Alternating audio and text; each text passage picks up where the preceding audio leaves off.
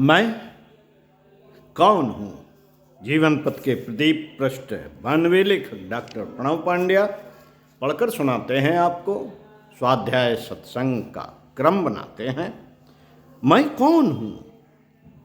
जो स्वयं से सवाल को नहीं पूछता, ज्ञान के द्वार उसके लिए बंद ही रह जाते हैं। उस द्वार को खोलने की चाबी यही है कि स्वयं से पूछो, मैं कौन हूँ?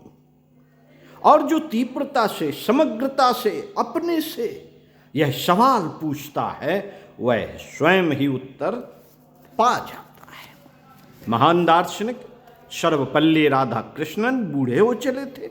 उनकी देह जो कभी अति सुंदर और स्वस्थ थी, अब जर्जर और ढीली हो गई थी। जीवन संध्या के लक्षण प्रकट होने लगे थे।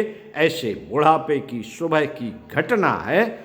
वह स्नान गृह में थे। स्नान के बाद वह जैसे ही अपने शरीर को पोंछने लगे, तभी अचानक उन्होंने गहरी नजर से देखा कि वह देह तो कब की जा चुकी है।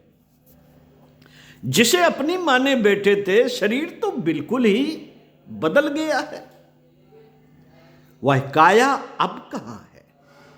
जिसे उन्होंने प्रेम किया था, जिस पर उन्होंने गौरव किया था, उसकी जगह यह खंडहर ही तो बाकी बच रहा।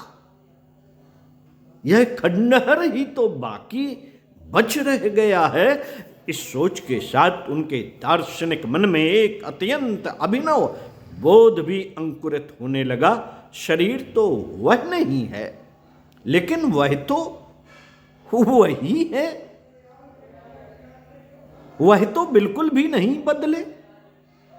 अपने सारे कर्तव्यों, उपलब्धियों के ढेर के बीच वह अपनी गहराई में जस के तस हैं। जब उन्होंने स्वयं से ही पूछा, आह, तब फिर मैं कौन हूं? अपनी गहराइयों में उन्हें उत्तर भी मिला और तत्ववेत्ता के रूप में वह संपूर्ण हुए।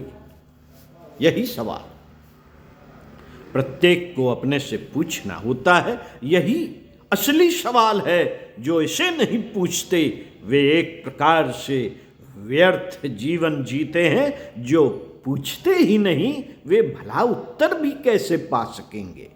इसलिए स्वयं से अभी और तत्काल यह सवाल पूछो कि मैं कौन हूं। अपनी अंतरतम की गहराइयों में इस प्रश्न को गूंजने दो, मैं कौन हूं।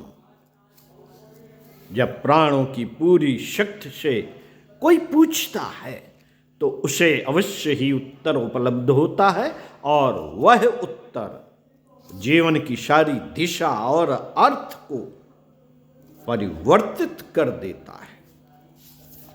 ओम शांति।